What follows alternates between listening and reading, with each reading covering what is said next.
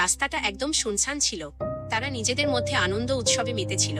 6 বন্ধু মিলে সামার ক্যাম্পের জন্য দূরের একটা পাহাড়ে যাচ্ছিল। হঠাৎ তাদের গাড়ির পিছনের টায়ারটা ফেটে যায় এবং গাড়িটা নিয়ন্ত্রণ হারিয়ে রাস্তার মাঝখানে এসে থমকে দাঁড়ায়। রাস্তাটা একদম শুনশান ছিল। তারা নিজেদের মধ্যে আনন্দ উৎসবে মেতেছিল, কারণ তারা জানতো যে গাড়িতে একটা অতিরিক্ত স্পেয়ার টায়ার রাখা আছে, যার সাহায্যে তারা যাত্রা জারি রাখতে পারবে। যখন তাদের মধ্যে একটা ছেলে টায়ার পাল্টানোর জন্য যায়, তখন সে টায়ারের ভেতরে একটা বুলেট পায় এবং বুঝতে পেরে যায় যে কেউ তাদের গাড়ির টায়ারে গুলি করেছে। সে এই সব বাকিদের বলতেই যাচ্ছিল, ঠিক তখনই হঠাৎ একটা গুলি এসে তার মাথায় লাগে এবং সেখানে দাঁড়িয়ে থাকা একটা মেয়ের গায়েও আর একটা গুলি এসে লাগে।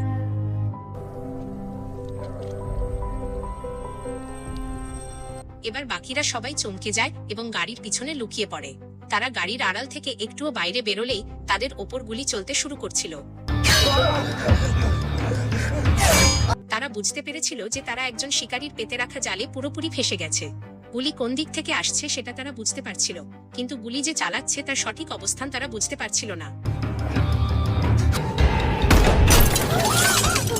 এরই মধ্যে বাকি 4 জন বন্ধুর মধ্যে একটা ছেলের কাঁধে গুলি লেগে যায়। সাহায্য ডাকার জন্য তাদের মোবাইলে কোনো সিগন্যালও আসছিল না।